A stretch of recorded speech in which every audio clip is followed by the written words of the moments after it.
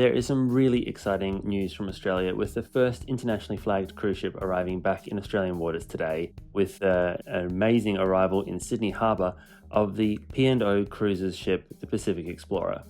Pacific Explorer was actually dramatically evicted from Sydney Harbour back in 2020 when the Australian cruise ban came into place. This was part of Australia's biosecurity legislation that stopped internationally flagged cruise ships from being in Australian waters. If you're interested to know what an internationally flagged cruise ship is, this is a passenger ship that is flagged in a country other than Australia, and P&O Australia, whilst being based here, their ships are actually flagged and registered in the United Kingdom, and so therefore they're classed as internationally flagged cruise ships.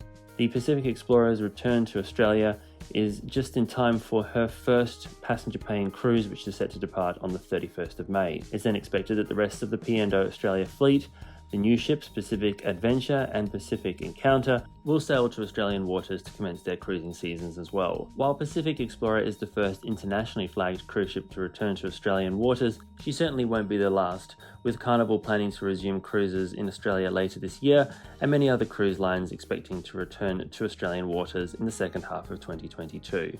Also, throughout the pandemic, there were a few Australian flagged cruise ships, small ships that were operating throughout the pandemic, and this included the ships of the Coral Expeditions fleet, as well as some of the smaller passenger ships such as the Spirit of Tasmania that operates the ferry service between Melbourne and Devonport. So thanks so much for listening. It's a very exciting day in Sydney Harbour today, and until next time, I hope to see you on board.